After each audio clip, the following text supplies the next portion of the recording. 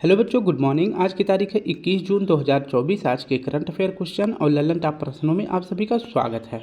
आज है, जैसा कि आप सभी को पता है, 21 जून है। 21 जून को क्या मनाया जाता है? इंटरनेशनल योगा डे सेलिब्रेट किया जाता है। ठीक है, तो योगा डे कहाँ से शुरू होता है, इसकी शुरुआत कहाँ से होती है और किस तारीख को होती है, इन सभी मुद्दों पर आज बात करने वाले हैं। और आज के करंट अफेयर क्वेश्चन में 10 हम करंट अफेयर क्वेश्चन पढ़ेंगे पूरी एक्सप्लेनेशन के साथ, और 5 बुक्स जो अभी हाल ही फिलहाल में प्रकाशित हुई हैं, इन 5 बुक्स के बारे में भी पढ़ने वाले हैं। और एक क्वेश्चन आप सभी के लिए रहेगा जिसका जवाब आप हमें कमेंट बॉक्स में देंगे। ठीक है, तो चलिए शुरू करते हैं अपने 21 जून के दैनिक समसामयिक सभी प्रतियोगी परीक्षाओं के लिए महत्वपूर्ण प्रश्न। अगर वीडियो अच्छी लगे तो प्लीज़ इस वीडियो को लाइक करें, शेयर करें और कमेंट जरूर करें। तो चलिए, आज का हमारा पहला प्रश्न है, हाल ही में मिलेट्स महोत्सव का आयोजन कहाँ किया गया है? तो मिलेट्स महोत्सव का आयोजन कहाँ किया गया है? तो यह पटना में किया गया है। यह 3 दिवसीय फेस्टिवल है। 3 दिवसीय फेस्टिवल है। कैसा फेस्टिवल है? तो यह 3 दिवसीय, यानी कि यह 16 से लेकर 18 जून के बीच में यह मनाया गया है। तो 16 से लेकर 18 जून के बीच में 3 दिवसीय मिलेट्स महोत्सव का आयोजन कहाँ किया गया है? पटना में किया गया है। ये आपको याद रखना है। मिलेट्स को जो है मोटा अनाज भी बोलते हैं, जैसे बाजरा, राई, अरहर, ये सभी जो फसलें होती हैं ये मोटा अनाज की फसलें होती हैं, इसे जो है मिलेट्स भी कहते हैं। तो इसके लिए जो है मिलेट्स महोत्सव का आयोजन कहाँ किया गया है? पटना में किया गया है। इसके लिए बिहार सरकार जो है वहाँ के किसानों को मुफ्त बीज जो है मुहैया करवाएगी, मुफ्त बीज जो है वहाँ पर प्रोवाइड कराएगी, जिससे कि जो है मोटा अनाज को बढ़ावा मिल सके। ठीक है, इसके लिए जो है बिहार सरकार बीज भी देगी किसानों को, और साथ साथ में जो है रुपए भी देने वाली है। ठीक है, तो रुपए भी देने वाली है। कितने रुपए देगी? तो 5,000 रुपये भी देने वाली है मोटा अनाज को बढ़ावा देने के लिए। तो ये आपको याद रख लेना है। मिलेट्स महोत्सव का आयोजन कहाँ किया गया है? पटना में किया गया है। 3 दिवसीय महोत्सव मनाया गया है। 16 से लेकर 18 जून के बीच में मनाया गया है। इसके लिए बिहार किसान को जो है मुफ्त बीज भी दिया जाएगा, और साथ साथ में रुपए भी इसमें सरकार के द्वारा दिया जाएगा। तो हमारा सही जवाब हो जाएगा ऑप्शन ए। नेक्स्ट प्रश्न देखें तो यहाँ से दूसरा प्रश्न हमारा बहुत ही महत्वपूर्ण प्रश्न है।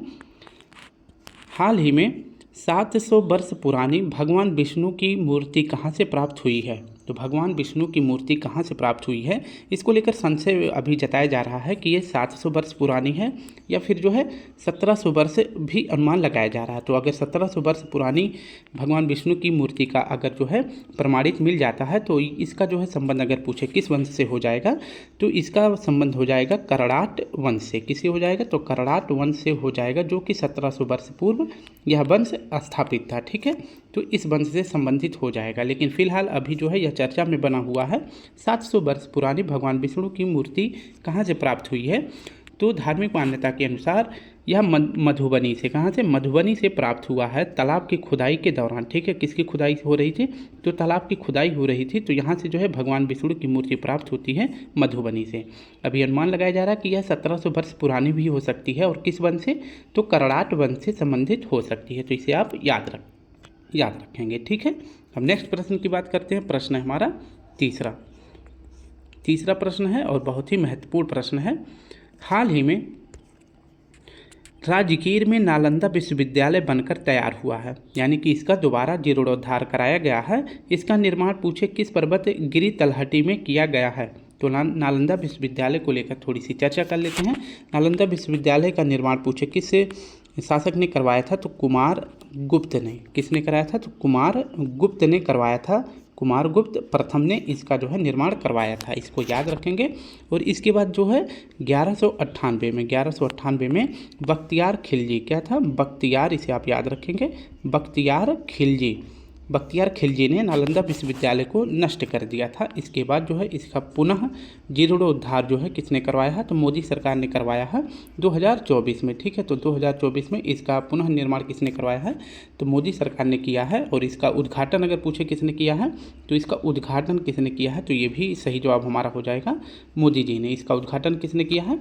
तो मोदी जी ने किया है। और पूछे कि यह नालंदा विश्वविद्यालय किस पर्वत गिरी तलहटी में तैयार हुआ है, यानी तैयार किया गया है? तो इसका सही जवाब हो जाएगा ऑप्शन सी, बैभारागिरी पहाड़ी में किया गया है। ठीक है, कहाँ किया गया है? बैभारागिरी पहाड़ी में नालंदा विश्वविद्यालय का निर्माण किया गया है। तो इसका सही जवाब हो जाएगा ऑप्शन सी। ये आपको याद रख लेना है।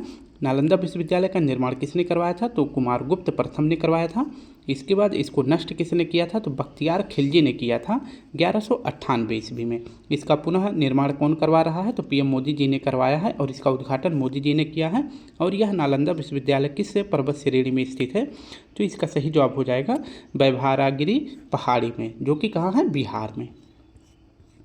नेक्स्ट प्रश्न है हमारा, चौथा प्रश्न देख लेते हैं।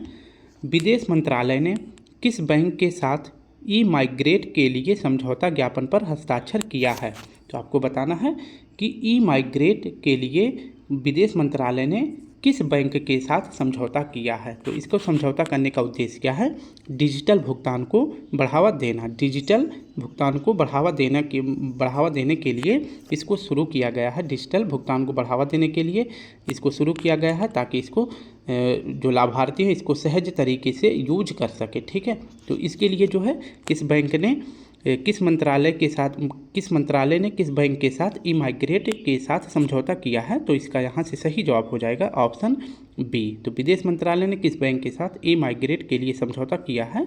तो हमारा सही जवाब हो जाएगा एसबीआई के साथ किया है, डिजिटल भुगतान को सहज बनाने के लिए, ताकि इसे जो है जो लाभार्थी है इसको आसानी से यूज कर सके। तो सही जवाब हो जाएगा एसबीआई के साथ ई माइग्रेट का समझौता किया है विदेश मंत्रालय ने। तो ऑप्शन ए हमारा सही हो जाएगा। नेक्स्ट प्रश्न की बात करें, प्रश्न है हमारा पांचवा, बहुत ही महत्वपूर्ण प्रश्न है, इसको ध्यान से पढ़ेंगे। दुनिया भर में विश्व ऑटिस्टिक गौरव दिवस कब मनाया जाता है? तो विश्व ऑटिस्टिक गौरव दिवस कब मनाया जाता है? जो आपको बताना है यह क्या है? तो यह एक प्रकार का मस्तिष्क विकार है। क्या है? मस्तिष्क यह विकार है, यह आपको याद रखना है। मस्तिष्क विकार है। यह अधिकतर रोग अगर पूछे किस में होता है, तो यह अधिकतर रोग होता है बच्चों में। ठीक है, कहाँ होता है? तो यह रोग होता है बच्चों में, जिसको लेकर जो है इसमें बच्चों की सहायता की जाएगी, यानी कि लोगों के प्रति, बच्चों के प्रति इसमें समानता व्यक्त किया जाएगा। क्या किया जाएगा? तो समानता व्यक्त किया जाएगा बच्चों को लेकर। और इसके बाद जो है इसके लिए एक कार्यक्रम भी आयोजित किया जाता है, जिसका नाम है वैश्विक जागरूकता कार्यक्रम। वैश्विक जागरूकता कार्यक्रम यह भी शुरू किया गया है। तो यह आपको याद रखना है, वैश्विक जागरूकता कार्यक्रम शुरू किया गया है। किसको लेकर? बच्चों को लेकर यह शुरू किया गया है। और अगर पूछे कि विश्व ऑटिस्टिक गौरव दिवस कब मनाया जाता है, तो यह मनाया जाता है 18 जून को। तो हमारा सही जवाब हो जाएगा ऑप्शन डी। कब मनाया जाता है? तो 18 जून को मनाया जाता है। यह एक प्रकार का मस्तिष्क विकार है। यह रोग अधिकतर कहाँ देखने को मिलता है? बच्चों में देखने को मिलता है। और बच्चों को लेकर, बच्चों की सहायता करने के लिए और लोगों के बीच बच्चों के प्रति समानता को बढ़ावा देने के लिए एक कार्यक्रम शुरू किया गया है, जिसका नाम है वैश्विक जागरूकता कार्यक्रम। ये यहाँ से याद करेंगे। तो हम आगे बढ़ते हैं। इसका सही जवाब हो जाएगा ऑप्शन डी। 18 जून को विश्व ऑटिस्टिक गौरव दिवस मनाया जाता है। ठीक है, अब नेक्स्ट प्रश्न की बात करते हैं। प्रश्न हमारा छठा, प्रधानमंत्री नरेंद्र मोदी वाराणसी में पीएम किसान योजना की कौन सी किस्त जारी करेंगे? फिलहाल अभी ये जारी कर दी गई है। तो आपको बताना है कि पीएम मोदी जी ने पीएम किसान योजना की कौन सी किस्त जारी करी है। तो इसका सही जवाब बताना है, क्या हो जाएगा? तो इसका सही जवाब हो जाएगा 17वीं किस्त जारी करी है। तो एक प्रश्न आप सभी के लिए कि अभी जो है कि मतलब किस क्रम की जो है लोकसभा चुनाव का आयोजन किया गया है। तो किस क्रम का लोकसभा चुनाव का आयोजन किया गया है, जिसमें जो है बीजेपी की सरकार बनती है। तो ये भी क्रम आपको बताना है कि किस क्रम की लोकसभा चुनाव हुए हैं अभी हाल फिलहाल में। इसके बारे में थोड़ी सी जानकारी देख लेते हैं। अभी जो है 2024 में पीएम किसान योजना की 17वीं किस्त जो है जारी की गई है। कहाँ से की गई है? तो जारी की गई है वाराणसी से। कहाँ से? वाराणसी से जो यह योजना जारी की गई है, और किसने जारी किया है? पीएम मोदी जी ने जारी किया है। इसके तहत जो है 2000 रुपये जो है किसानों को दिया जाता है हर तीसरे महीने, यानी कि फसल बुआई की शुरुआत में, फसल की सिंचाई के लिए, और जब फसल कट जाता है तो उस कटाई के दौरान भी 2000 रुपये दिए जाते हैं। ये आपको याद रख लेना है। और पीएम किसान योजना की अगर पूछे शुरुआत, इसका पूरा नाम है पीएम किसान, ये आप याद रखेंगे, पीएम किसान सम्मान निधि योजना, पीएम किसान सम्मान निधि योजना। अगर पूछे इसकी शुरुआत कहाँ से होती है, तो इसकी शुरुआत हुई थी 2019 में। कब हुई थी? तो 2019 में हुई थी। और कहाँ से हुई थी?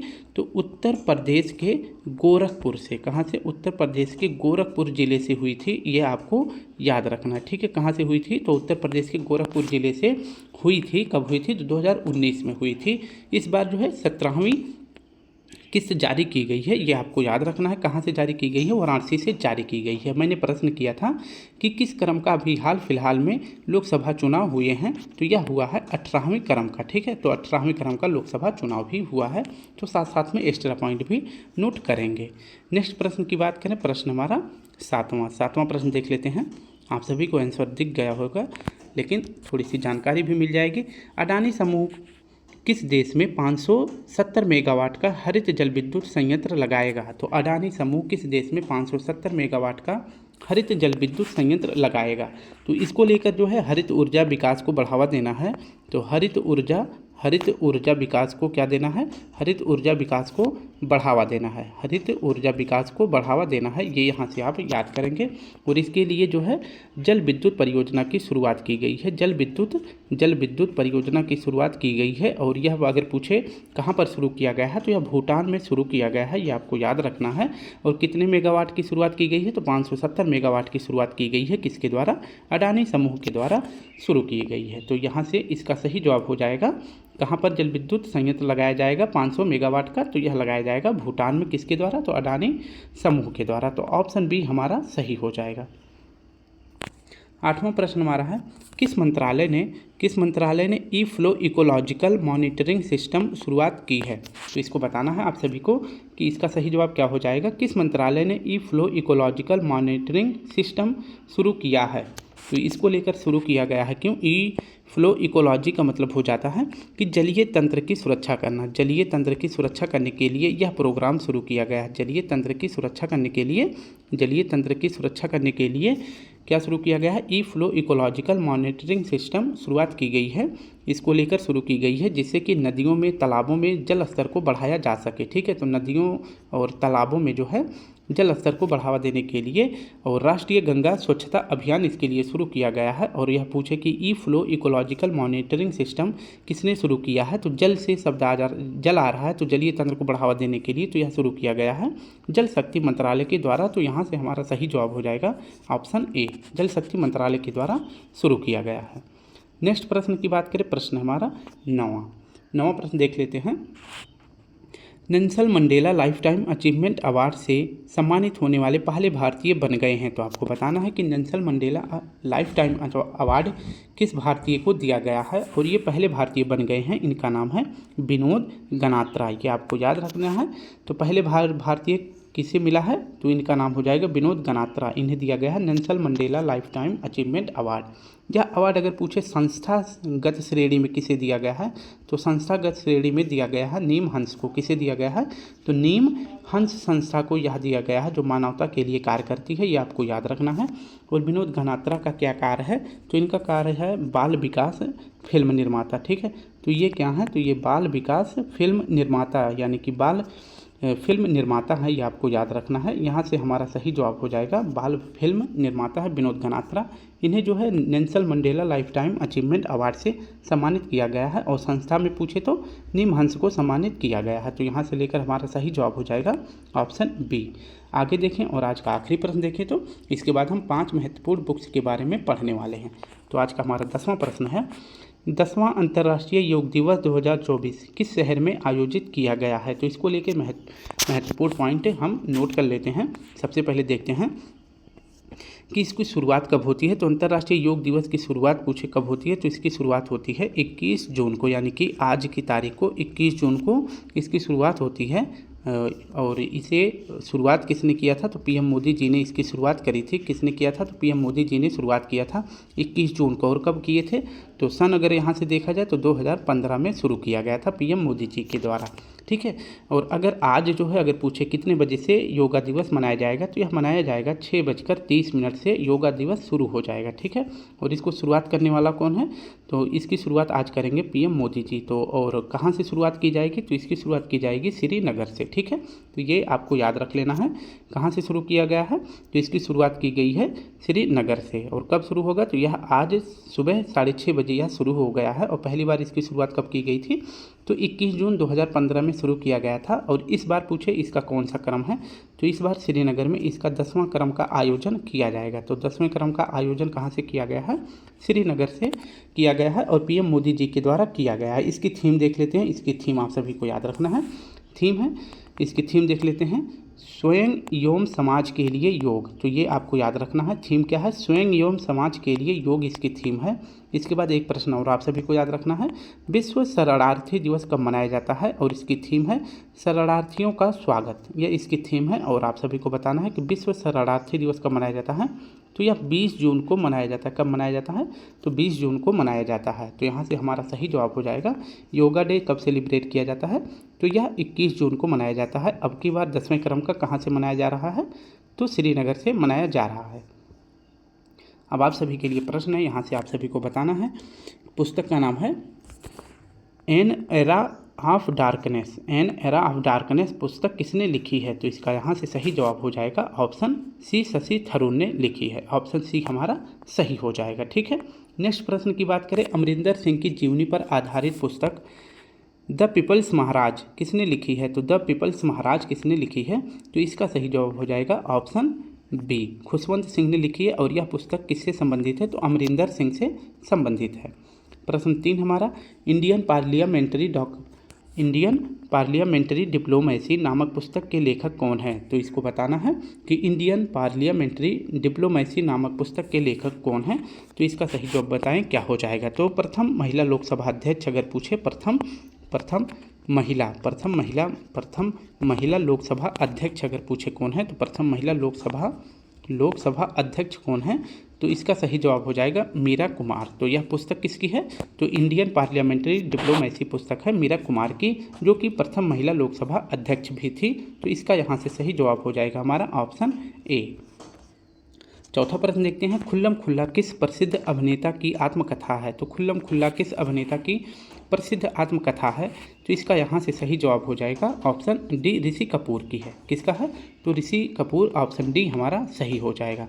लास्ट पुस्तक है, इसके बाद आप सभी के लिए एक प्रश्न है, विनर्स माइंडसेट पुस्तक के लेखक कौन है, तो विनर्स माइंडसेट पुस्तक के लेखक कौन है, तो यहाँ से इसका सही जवाब हो जाएगा जेन सेन वाटसन, ऑप्शन डी हमारा सही हो जाएगा, ठीक है। तो यहाँ से इसका सही जवाब हो जाएगा सेन वाटसन की पुस्तक है विनर्स माइंड सेट, ठीक है। तो ये आप सभी के लिए एक लास्ट प्रश्न है, जिसका जवाब आप सभी हमें कमेंट बॉक्स में ज़रूर देंगे, ठीक है। तो भारत में यहाँ पे पूछा गया है कि निम्नलिखित में से भारत का सबसे ऊंचा जलप्रपात कौन सा है, तो भारत का सबसे ऊंचा जलप्रपात कौन सा है, ये आपको याद रख लेना है। यह कहाँ पर है, तो यह कर्नाटक में है, ये आपको याद रखना है यहाँ से। और इसके बाद बात करते हैं कि कुंचिकल यह जलप्रपात कहाँ है, तो ये भी कर्नाटक में ही है। कहाँ है, तो ये भी कर्नाटक में है। एंजिल जलप्रपात कहाँ पे है, तो यह वेनेजुएला में है। कहाँ है, वेनेजुएला में है, ये आपको याद रखना है। कहाँ है, तो वेनेजुएला में है। और इसको लेकर अगर बात करें तो वेनेजुएला में जो स्थित है, यह विश्व का सबसे ऊँचा जलप्रपात है। तो विश्व का सबसे ऊँचा जलप्रपात कौन सा है, तो एंजिल जलप्रपात है। और चित्रकूट पूछे यह जलप्रपात कहाँ है, तो ये भी भारत में है। और भारत के किस राज्य में है, तो भारत के यह झारखंड राज्य में है। तो इसमें बताना है कि भारत का सबसे ऊंचा जलप्रपात, यहाँ से एक तो कट ही जाता है, एंजिल वाला तो कट ही जाता है क्योंकि ये वेनेजुएला में हो जाता है। बाकी के 2 कर्नाटक में है और एक झारखंड में है। तो इनमें से आपको बताना है कि भारत में सबसे ऊंचा जलप्रपात कौन सा है, ठीक है। तो यहाँ से आपका सही जवाब बताना हमको कमेंट बॉक्स में, तो यहाँ से आप याद रखेंगे। बाकी के प्रश्नों को हमने सॉल्व कर लिया। अगर वीडियो अच्छी लगे तो प्लीज़ स्टूडेंट वीडियो को लाइक करें, शेयर करें और कमेंट करें। कल फिर मिलते हैं, तब तक के लिए आप सभी को प्यारा सा जय हिंद, जय भारत।